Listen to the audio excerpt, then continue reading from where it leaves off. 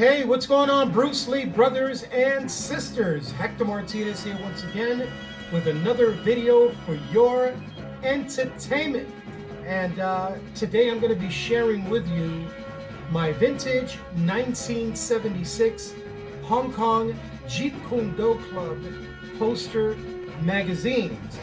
And these were the pride and joy of many of us teenagers back in 76, which was many moons ago.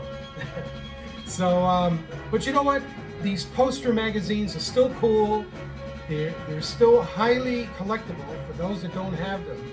And I was very fortunate to acquire these through my brother, Charles Damiano. Charles Damiano has he's got a Bruce Lee site, Bruce Lee website, and Charlie specializes in a lot of current, but especially vintage items. So if you're looking for vintage items such as Fighting Stars or Black Belt Magazine or Kung Fu Monthly, or even these here, the Bruce Lee poster magazines from the Hong Kong Jeet Kune Club, I believe he still has a set or two left. So send him an email or send him a private message on Facebook and let him know that you're interested.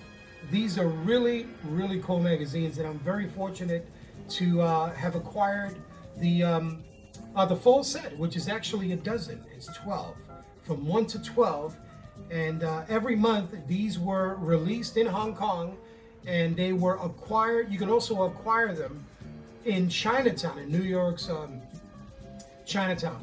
There was a store in Chinatown, for those of you who grew up in New York like I did, born and raised in New York City. There was a store in Canal Street. It was located at 213 Canal, called Book Le Tat. Book Le Tat Incorporated was the premier store for Bruce Lee fans, but particularly for martial artists. They had all types of weaponry, training gear, uniforms. And that's the place where we went for our gloves or training apparatuses. And but they also had a lower level, and in the lower level they specialized in books, magazines, film. Back then it was Super 8, 8mm. And every month when the Hong Kong Jeet Kune Club would release a new item, Book Le Tat would carry it. And I would hop on this bus called the Red Bus. Back in the days, it no longer exists.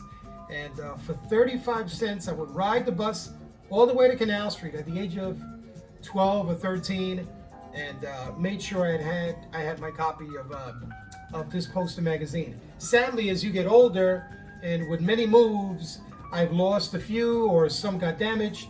I gave some away, I sold some, I traded some. But there comes a time when you reach that that middle age crisis, and you want all those things that you had when you were a kid, you want them back. So it's a good thing that Charlie had all 12 magazines. He's got a few sets. So I acquired a set from Charles. The price is right. You know, just let Charlie know that you're a big Bruce Lee fan.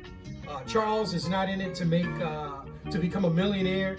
He's in it for you to enjoy, just like we do. We all, as Bruce Lee collectors, we want to get the merchandise, but of course, we want to make sure that the prices are right. And with Charlie, the prices are right. So enough of that. Let's get to it. I just want to show you issues 1 through 12. Now, I'm not going to open these up. I'm going to show them to you because they're still in their original plastic bags when they were released back in 76. So I don't want to take them out of the bag, but I'll show you what they look like. This is issue number 1, which features a really nice cover of Bruce Lee in Way of the Dragon. And this is the back. This was during the, I believe, the Green Hornet photo shoot back in 66. This was Bruce Lee at home. So this is issue number 1. And what's cool about this is that it's got a lot of stories. It's got interviews with family and friends, people that knew Bruce Lee, his students. And it opens up into a large poster. And mostly the images on these poster magazines were quite rare back in the day. Some of them still are. Some of these photos I don't recall seeing. So it's a pretty neat poster magazine. Here's issue number 2. got Bruce Lee there doing his, getting ready to do his famous sidekick. All right. And this is an interview, one of the few talk shows that Bruce Lee was featured in back in the days. So this is issue number 2. Opens up into a beautiful, beautiful poster. All right. This is issue number 3. Make sure I got these in order. And the cover of this features a great shot from my favorite Bruce Lee film, Fist of Fury. The back has a few shots of Enter the Dragon and Game of Death, and tons of photos on these poster magazines. My apologies for the glare. Here's another one. This is issue number 4. Nice shot here of Bruce. Issue number 4. The back has got some shots of Enter the Dragon. Bruce battling Mr. Han. I love these poster magazines. They take you back to when you were a kid. You open them up and instantly, I'm on that red bus on my way to Canal Street. This is poster number 5. Great shot of Way of the Dragon. And as we know and love it in New York City, Return of the Dragon. Cool shots in the back. Again, these poster magazines are filled with great stories. Some true, some not true, some half-truths. But all in all, pretty interesting. Here's poster number 6. Great shot of Bruce Lee in the climactic scene of Fist of Fury. When he leaps at the firing squad, a la Butch Cassidy and the Sundance Kid style. So this is issue number 6, and actually my favorite cover in the series. Probably because I'm a big fan of this movie. I love Fist of Fury. Known in America as The Chinese Connection. Here's issue number 7. Great triple shot here of Bruce Lee in Game of Death. Great cover. Some more photos in the back. That's issue number 7. You can talk to Charlie, because maybe Charlie will either he can sell them to you separately, like you may be trying to put the set together, you're missing a few. Let him know. I believe he's got some loose ones, but if you need the set, he also has a set. And this is issue number 8. Great shot of Bruce Lee again in Way of the Dragon. Issue number 8. And the back has some really nice shots of Bruce Lee as Kato with the Black Beauty and the Green Hornet. 1966. Oh, yeah.